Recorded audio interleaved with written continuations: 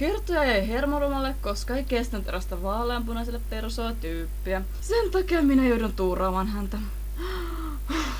No, viime jaksossa se yksi. Ei siitä sen enempää. Jos ette muista, katsokaa edellinen jakso.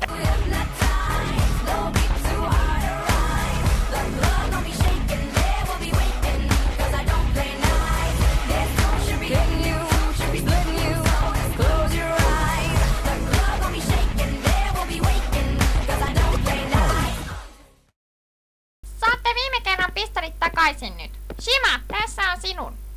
Entä minun paperini? Vastahan minä aloitin jakamisen. No kun minä olen saanut kokeeni ala-asteella aina ensimmäisenä ja niitä kaikista on tullut 10.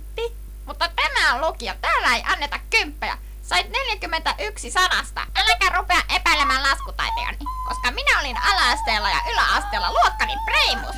Oi. 41 100. Sun pitää pikkasen petrata. En. Niin pitää sinunkin pikkasen petrata.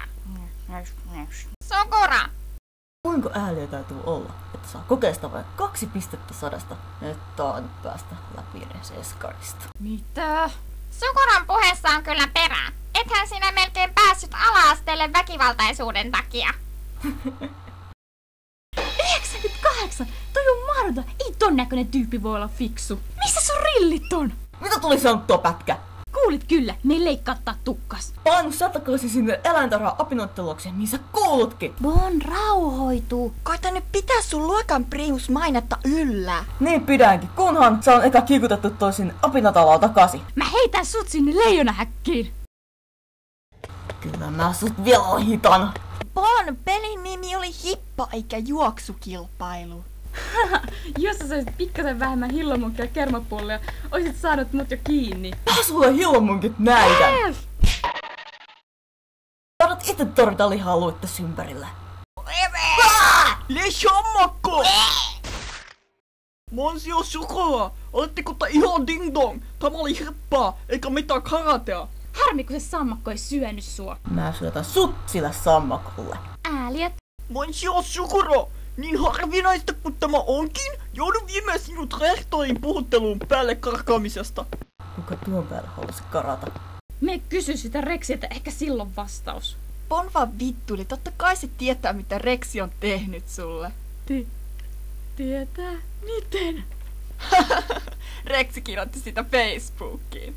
Facebookiin? Niin, Rexi on aika suosittu siellä. Sillä on jopa oma faniklubi. Ne on jotain otakoja, jotka sotkee sen johonkin Auno Exorcistin hahmoon. Mä en vieläkään tajua, että miksi. Oikea jalka, vasen jalka, Sammakalla syö mua! Oi hyvät kroisantit sentään, eikö sinulta tuo parempia vaatteita löytynyt? En halua, että pojat näkevät minun isot Rin antoi nämä vaatteet. Seuraavalla kerralla pue päälle jotain urheilullisempaa. Minä menen ensin. Ai, okei. Kuinka on vaikea noissa vaatteissa liikkua? No niin oppilaat, minun alkoi kahvitauko. Viimeisiä cappuccinoja viedään. Joo mun cappuccinot! Taitaa koulun kahvi olla hyvää. Pitääkö sitä kesken tunnin rynnätä hakemaan? Ottaa nyt noista ranskalaisista selvää. Nyt kun ope häipy kylämästä, sä voit hypätä tuon sammakon kitaan. Ite et ees uskalla hypätä sen kitaan. Uskaltaisitko ite muka? Mitä sä olitkaan sanomassa uskaltamisesta? Mitä ihmettä? Onko se hullu? Mitä? Tulit sä hakee mut nyt sinne apinataloon? En. Mä vaan päätin, että auton sua sen Rexi-ongelman kanssa, koska oot niin ääliö. Voi näkynyt paljon tässä jaksossa. Mä onnistuin saamaan liittolaisia ja se on... Valet! Seuraavassa jaksossa sä tunnustat, kuinka retku saat muhun. Koska mä olin se, joka vaihtoi sun vaipat, kun olit pieni. Et sä mun vaippaa vaihtanut!